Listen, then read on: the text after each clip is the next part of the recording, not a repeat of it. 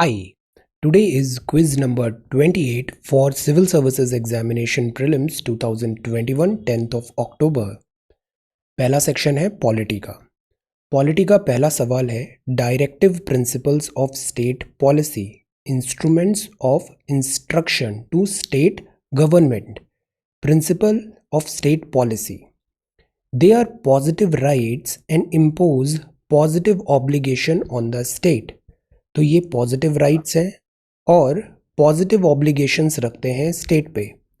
They are not justiciable, DPSP justiciable नहीं होता है। The principles laid down in DPSP are fundamental in governance, पर जो principles directive principles हैं ये फंडामेंटल होने चाहिए गवर्नेंस में। तो इन तीनों में से करेक्ट ऑप्शन क्या है? सी। पहला जो है वो करेक्ट है। फंडामेंटल राइट्स में नेगेटिव होता है कोनोटेशन, बट जो डीपीएसपी है वो पॉजिटिव है। ये एनकरेज करता है स्टेट को to do certain things. So positive rights and positive obligations, true. They are not justiciable, true. इसके जो प्रिंसिपल्स हैं वो फंडामेंटल हैं गवर्नेंस में, ये भी ट्रू है। So the right option here is D, 1, 2 and 3। Okay, next. ये बात है नेशनल क्राइम रिकॉर्ड ब्यूरो का, एनसीआरबी। एनसीआरबी की हाल ही में एक रिपोर्ट भी आई थी अभी। So it is a statutory body under the ministry of home affairs. It is designated as national central bureau of India for cooperation with Interpol. तो Interpol के साथ ये कोऑपरेशन करती है। So you have to tell इन दोनों में से करेक्ट क्या है। नेशनल क्राइम रिकॉर्ड्स ब्यूरो ये जितना भी क्रिमिनल एक्टिविटीज़ हैं, रिकॉर्ड्स हैं, उस सब का एक डेटा रखता है और टाइम टू टाइम ये रिपोर्ट्स भी रिलीज़ करता है ताकि type of crime, quantity of crime, इन सब का हमें एक आइडिया मिले, डेटा मिले। तो ये मिनिस्ट्री ऑफ होम अफेयर्स के अंदर आता है, एब्सोल्युटली ट्रू। बट ये कोई स्टैट्यूटरी बॉडी नहीं है। स्टैट्यूटरी मतलब एक्ट ऑफ पार्लियामेंट से नहीं बनी है, तो this is not a statutory body, तो ये स्टेटमेंट गलत। सेकंड जो है, इंटरपोल से कोऑपरेशन के लिए नेशनल सेंट्रल ब्यूरो को नहीं, सेंट्रल ब्यूरो ऑफ इन्वेस्टिगेशन को ऑथराइज किया है, डेजिग्नेट किया है। तो this is not national central bureau, this is CBI जो डेजिग्नेटेड है कोऑपरेशन विद इंटरपोल। तो इस केस में ये दोनों के दोनों स्टेटमेंट्स गलत हैं, wrong wrong. Okay, next. Consider the following statements regarding the contempt of court. Contempt of court क्या होता है? Power of supreme court to punish for its contempt is a statutory power and not a constitutional one. मतलब अगर supreme court का अगर disregard हो रहा है, कोई बात नहीं हो रही, अवमानना है, तो सुप्रीम कोर्ट कंटेम्प्ट लगा सकती है और ये स्टैट्यूटरी पावर है, कॉन्स्टिट्यूशनल नहीं है। Contempt of court in India is not a criminal offence, और इसको क्रिमिनल ऑफेंस भी नहीं बोला जाएगा कंटेम्प्ट ऑफ कोर्ट को। तो टेल इनमें से करेक्ट क्या होगा? तो सी, कंटेम्प्ट ऑफ कोर्ट जो है ना, इसका प्रावधान संविधान में है, कॉन्स्टिट्यूशन में लिखा हुआ है, आर्टिकल्स में लिखा हुआ है contempt court, contempt of court. तो ये स्टैट्यूटरी नहीं है, this is a constitutional power जो सुप्रीम कोर्ट को दिया गया है। सेकंड, अगर कंटेम्प्ट ऑफ कोर्ट होता है तो वो क्रिमिनल ऑफेंस है, this is not a criminal offence, गलत हो गया। सो इस केस में भी जो करेक्ट ऑप्शन है वो डी है। आर्टिकल 129 में सुप्रीम कोर्ट, आर्टिकल 215 में हाई कोर्ट को पावर दिया गया है कंटेम्प्ट का। So the right answer is D, it is a constitutional articles और ये क्रिमिनल ऑफेंस है। Next, consider the following statements. Constitution of India recognise करता है रिलीजियस भी और लिंग्विस्टिक माइनॉरिटी। माइनॉरिटी मतलब जिनकी संख्या कम है, तो रिलीजन के बेस पे भी आइडेंटिफाई होता है और भाषा के बेस में भी आइडेंटिफाई होता है। Is it true? The government of India has declared 6 religions as religious minorities in India. So you have to tell इनमें से करेक्ट स्टेटमेंट क्या है। सो जो पहला स्टेटमेंट है इसमें रिलीजियस माइनॉरिटीज़ तो होती हैं, लिंग्विस्टिक माइनॉरिटी भी कॉन्स्टिट्यूशन में लिखा हुआ है कि लिंग्विस्टिक और रिलीजियस इन दोनों बेसिस पे माइनॉरिटी का आइडेंटिफिकेशन होगा। इंडिया में रिलीजन के बेस पे 6 माइनॉरिटीज़ आइडेंटिफाई की गई है। ये कौन सी हैं? ये हैं Muslims, Christians, Sikh, Jain, Buddhist and Zoroastrians मतलब पारसीज। ये 6 हैं जो रिलीजन के नाम पे माइनॉरिटी डिक्लेयर्ड है, और रिलीजन और लिंग्विस्टिक दोनों पे माइनॉरिटी डिक्लेयर करने का प्रावधान कॉन्स्टिट्यूशन में है। So the right answer is C.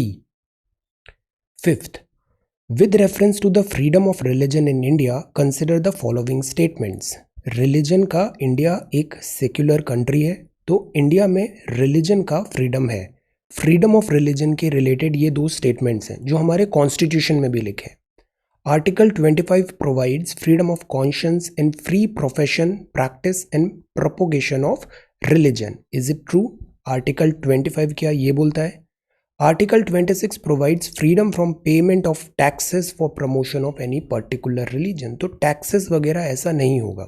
So is it also true? तो the right answer here is कि आर्टिकल 25 में लिखा हुआ है कि हर किसी को फ्रीडम है conscience, free profession, practice, propagation of religion का। True.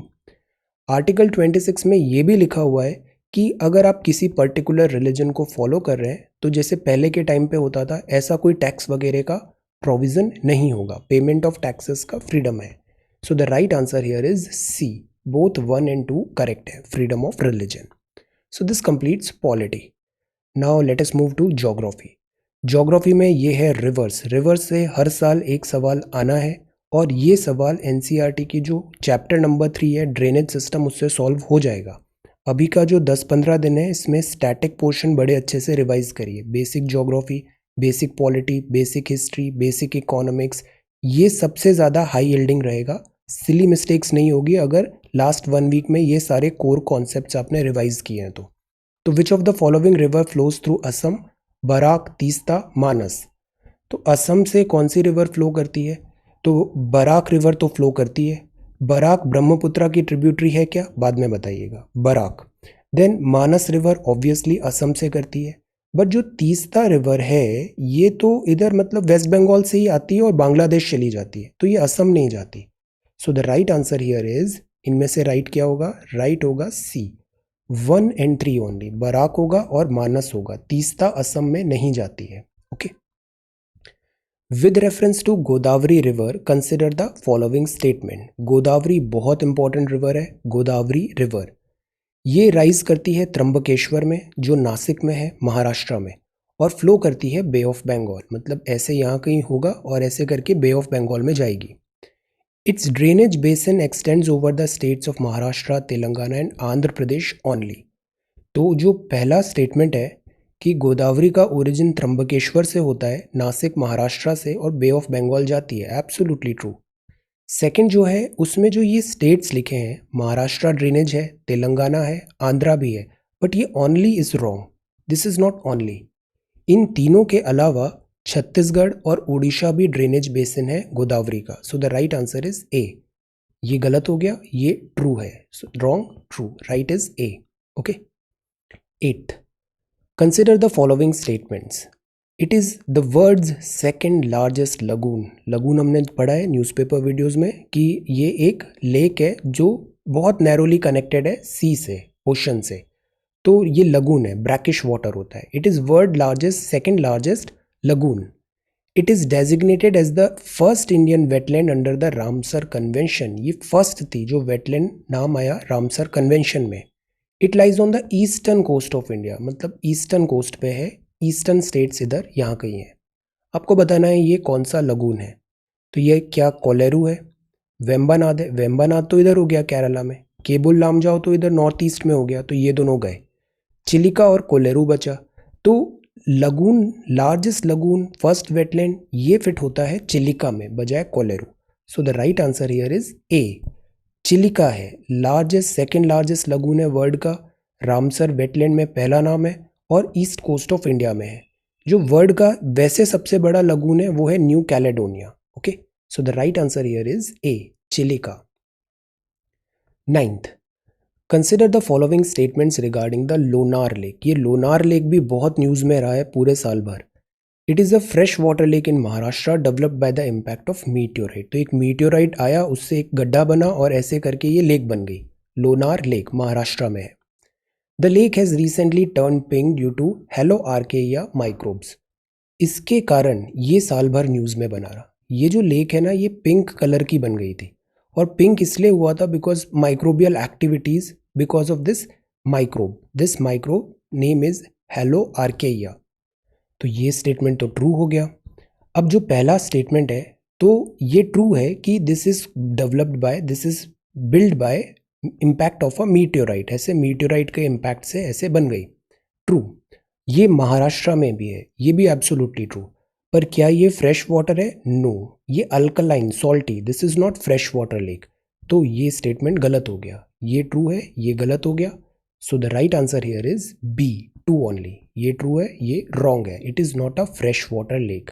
So right answer is two only. 10th, यहाँ आपको बताना है जो क्लाइमेटिक फिनोमिनन है, हेल क्या होता है। ये ऐसे अक्सर वन सिटर्स आते हैं, what is hello, what is snow, what is this, due क्या होता है, एट्सेट्रा, फॉग क्या होता है, लाइक दैट। क्लाउड्स का भी स्ट्रैटिफिकेशन अगेन एनसीईआरटी बुक में बड़े अच्छे से ये सारी चीज़ें एक्सप्लेन की गई है। Hail is produced by cumulonimbus cloud. Cumulonimbus clouds delicate feathery clouds हैं, they are made mostly of ice crystals. तो यू हैव टू टेल ये क्या है, करेक्ट क्या है। अब जो क्लाउड्स होते हैं ना, इसकी भी लेयर्स होती है, ऐसे लेयर्स होती है। क्यूमुलोनिम्बस यूजुअली इस टाइप के होते हैं, और निम्बस लगा है मतलब बारिश करता है, ये बारिश करता है। तो क्यूमुलोनिम्बस क्लाउड्स में ही क्या होता है कि जैसे पानी आ रहा है, बूंदे आ रही है, फिर वो ऊपर अपड्राफ्ट हुआ, फिर नीचे हुआ, तो वो जो पानी है ना, वाटर, वो ऐसे ओला बन जाता है, स्टोन वाटर स्टोन बोलते हैं, ऐसे ओला टाइप बन जाता है। और फिर उससे दिस ओला की बारिश होती है, ओला, हेल। तो हेल मतलब आइस का ऐसे जमा हुआ बर्फ का ऐसे टुकड़े, आइस क्रिस्टल ऐसे गिरते हैं। Hello is produced by cumulonimbus clouds, absolutely true. But ये जो क्यूमुलोनिम्बस है ना, ये डेलिकेट फेदरली क्लाउड नहीं होते, ये तो सीरस होते हैं, ये डेलिकेट फेदरी क्लाउड्स नहीं है। So this is wrong. Right answer is A only, A. Hello is produced by cumulonimbus, और जो ये है वो सीरस है, सीरस डेलिकेट फेदरली क्लाउड्स, बहुत ऊपर टॉप में दिखते हैं ऐसे feather type. This is cirrus, not cumulonimbus. So the right answer is A. So this completes geography. Now let us move to history. History का पहला सवाल है, Consider the following statements regarding the non-aligned movement. ये बहुत फिर से news में है बिकॉज इंडिया शुरू से नैम को फॉलो किया है। हम आज की डेट में क्वाड में भी हैं और शंघाई कोऑपरेशन ऑर्गेनाइजेशन में भी है। इंडिपेंडेंट थिंकिंग है हमारी। It was founded by the leaders of India, Indonesia, Egypt, Syria, Yugoslavia in Belgrade in 1961. तो जो नैम है, इंडिया उसका फाउंडर मेंबर है 1961, और साथ में ये कंट्रीज भी है, India, Indonesia, Egypt, Syria, Yugoslavia. Is this true? इस बार जो नैम हुआ 2020 का, वो वर्चुअल समिट हुआ। वर्चुअल समिट हुआ बिकॉज ऑफ कोविड, और थीम थी यूनाइटेड अगेंस्ट कोविड-19। बट जो नैम है, नैम तो लाइक नॉन अलाइनमेंट टाइप है, कोल्ड वॉर एरा का रेलिक भी बोलते हैं। तो क्या वो ये थीम रखेगा? Which is the correct answer? तो सी, पहला स्टेटमेंट जो है ना, जिसमें ये लिखा है 1961 और ये फाउंडिंग मेंबर्स, एब्सोल्युटली ट्रू है। 1961 में इन सारे मेंबर्स के साथ नैम का एस्टैब्लिशमेंट हुआ, ट्रू। नैम जो था शुरू में, वो था लाइक कोल्ड वॉर एरा का, इसे रेलिक भी बोला जाता है, जो up to a certain extent true भी है। बट ओवर द टाइम जो नैम है ना, बिकॉज कोल्ड वॉर जो पहले वाला था यूएस और यूएसएसआर का, वो तो हट गया, अब नहीं है, यूएसएसआर का डिसइंटीग्रेशन हो गया। बट जो नैम है, नैम ने अब खुद को इवॉल्व किया। तो it is not only about non alignment movement, climate change और बहुत सारे जो चैलेंजेस हैं उसको भी ये एड्रेस करने लग गया है। तो यूनाइटेड अगेंस्ट कोविड-19 थीम रहा है इस बार का, ये एब्सोल्युटली ट्रू है। नैम भी अपना मैंडेट ब्रॉडन कर रहा है, नैरो नहीं रह रहा है। So this is true, this is also true.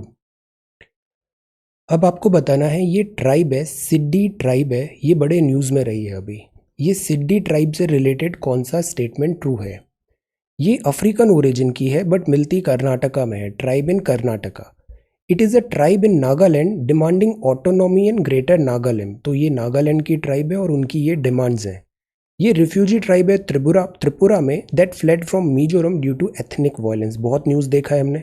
It is an ethno linguistic group in the Assam. तो ये ग्रुप है actually ethno linguistic. So you have to tell Siddi tribe क्या है। It is not an ethno linguistic group in the Assam, ऐसा कुछ नहीं है। ये जो ट्राइब है जो त्रिपुरा में गई थी from Mizoram due to ethnic violence, इस ट्राइब का नाम है ब्रू। ये सिद्धि नहीं है, दिस इज ब्रू ट्राइब। ये ट्राइब नागालैंड की है, डिमांडिंग ऑटोनॉमी ग्रेटर नागालिज्म, ये भी ट्रू नहीं है। इसका करेक्ट ऑप्शन है ए, अफ्रीकन ओरिजिन की ट्राइब माना जाता है और ये प्राइमरली सेटल्ड है कर्नाटका में। अब अफ्रीकन ओरिजिन से क्या रिलेशन है? एक्चुअली ये साउथ ईस्ट अफ्रीका में बांटू ट्राइब है, वहाँ से ओरिजिन ट्रेस किया जा सकता है और पोर्तुगीज इंडेंचर्ड लेबरर के कारण इंडिया में इंट्रोड्यूस किया, ये एक ऐसा माना गया है। So the right answer is A, African origin tribe in Karnataka, this is Siddi tribe. Then ये है पेंटिंग। पेंटिंग में भी जो मधुबनी पेंटिंग है ना, ये बड़ी पॉपुलर पेंटिंग है मधुबनी। तो मधुबनी क्या मिथिला रीजन बिहार नेपाल में पाई जाती है? एरिया बताना है Madhubani. The colours of Madhubani are derived from plants and other natural resources. तो ये जो मधुबनी पेंटिंग है ना, इसके रिकॉग्निशन पे अभी बड़ी बातें चल रही है कि इसमें जो लोकल आर्टिसंस हैं बेटर प्राइस डिस्कवरी हो और काइंड ऑफ विमेन एम्पावरमेंट भी यहाँ पे है। तो मधुबनी पेंटिंग जो है ये प्रैक्टिस होती है मिथिला रीजन ऑफ बिहार और नेपाल में, एब्सोल्युटली ट्रू। इसके जो कलर्स होते हैं वो नेचुरल कलर्स होते हैं, प्लांट्स या दूसरे सोर्सेस से। तो the right answer here is C, both 1 and 2। ये भी ट्रू है, ये भी ट्रू है, बोथ 1 एंड 2। नेक्स्ट, ये बात है बंकिम चंद्र चट्टोपाध्याय जी के बारे में। बंकिम चंद्र चट्टोपाध्याय जी आप नोटेबल हैं, he is notable for his play Neel Darpan, जो आपने 1860 में लिखा था। He brought out a monthly magazine called Banga Darshan इन 1872। तो बंग दर्शन नाम की एक मंथली मैगजीन आई 1872 में। ही rot the national song Vande Mataram. Vande Mataram हमारा नेशनल सॉन्ग है, तो नेशनल सॉन्ग वंदे मातरम बंकिम चंद्र चट्टोपाध्याय जी ने लिखा था। और जो नेशनल एंथम है वो जनगण मन है, वो रविंद्रनाथ टैगोर जी ने लिखा था। तो बंकिम चंद्र चट्टोपाध्याय जी ने वंदे मातरम लिखा था, absolutely true, this is our national song. आप एक मैगजीन भी लेके आए थे जिसका नाम है बंग दर्शन 1872 में, बंकिम चंद्र चट्टोपाध्याय। अब ये जो नील दर्पण है, नील दर्पण 1860 का एक बड़ा पॉपुलर प्ले है, बट ये प्ले ना बंकिम चंद्र चट्टोपाध्याय जी ने नहीं लिखा है, ये लिखा है दीन बंधु मित्रा जी ने। सो the right answer is 2 and 3। ये ट्रू हुआ, ये ट्रू हुआ, ये गलत हो गया। Neel Darpan is not by Bankim Chandra Chattopadhyay ji, Neel Darpan है by Deen Bandhu Mitra ji. Okay, so the right answer is B, 2 and 3। Okay, 15th, ये फॉलोइंग पेयर्स हैं, आपको मैच कराने हैं। ट्रेडिशनल साड़ी है और रीजन्स एसोसिएटेड विद। ये पटोला साड़ी क्या गुजरात की है? जामदनी क्या राजस्थान की है? इकल, इकल अभी काफ़ी न्यूज़ में है, वीविंग, ये क्या कर्नाटका की है? टेल। तो जो इकल है, इकल जो पैटर्न है, वीविंग पैटर्न है, this belongs to Karnataka, absolutely true. जो जामदनी है, जामदनी क्या राजस्थान की है? जामदनी पैटर्न राजस्थान का नहीं है, जामदनी पैटर्न है बंगाल का, बंगाल। और जो पटोला है वो गुजरात की है। So the right answer here is, right answer क्या होगा यहाँ पे? राइट आंसर होगा बी, बी मतलब 1 एंड 3। पटोला गुजरात, जामदनी बंगाल, इकल कर्नाटका, राजस्थान नहीं, this is Bengal. So let us come to economics now. Which of the following statements is correct?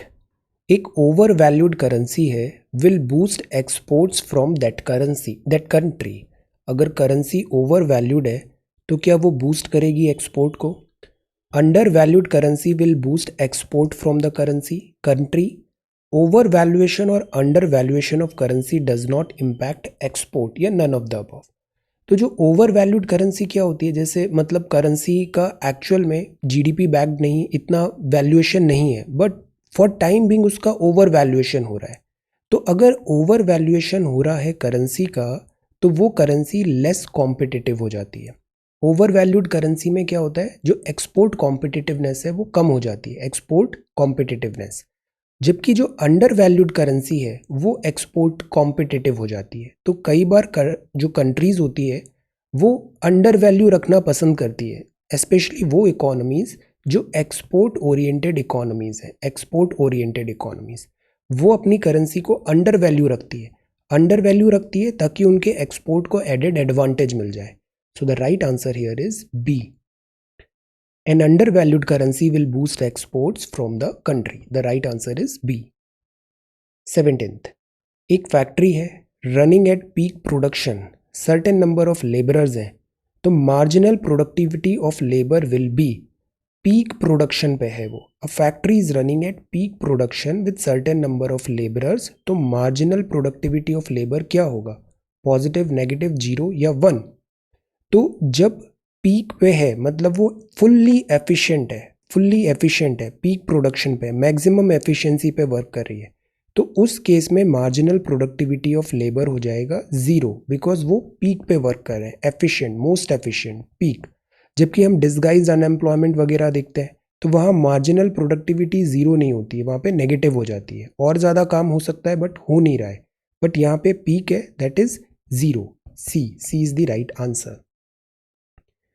18th, with reference to corporate social responsibility, consider the following statements. Concept of CSR is governed by Corporate Social Responsibility Act 2013। तो ये जो act है 2013 का act है वो dictate करता है terms of CSR। CSR provisions are applicable to companies with annual turnover, अगर उनका टर्नओवर 1000 करोड़ है तो CSR के प्रोविजंस उनको देना पड़ेगा।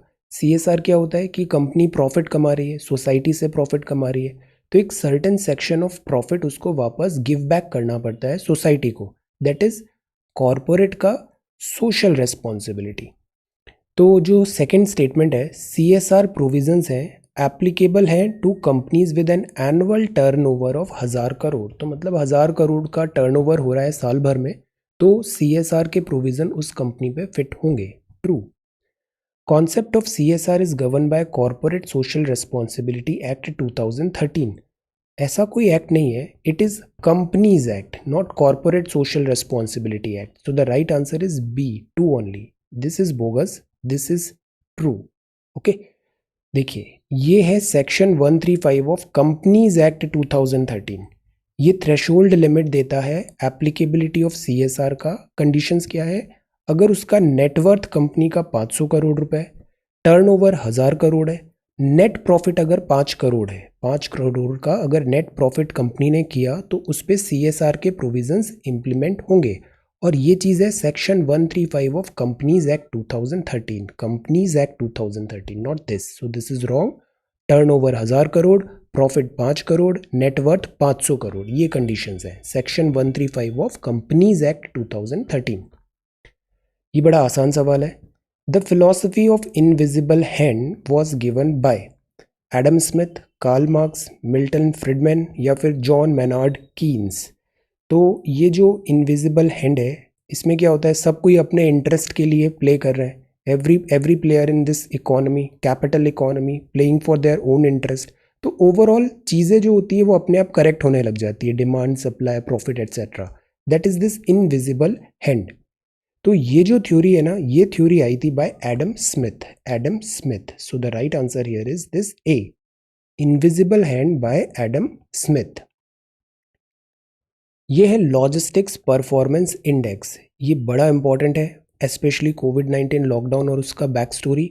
तो this is release by which institution, world bank, IMF, world economic forum या फिर UNCTAD, because this is trade and development related, logistics, trade and development. So think ये इंडेक्स कौन रिलीज करेगा, तो यहाँ ट्रेड एंड डेवलपमेंट है but ये index logistics performance index नहीं है, तो this is wrong. World economic performance forum भी नहीं है और इंटरनेशनल मॉनेटरी फोरम ऐसे काम नहीं करता है, तो ये भी नहीं है।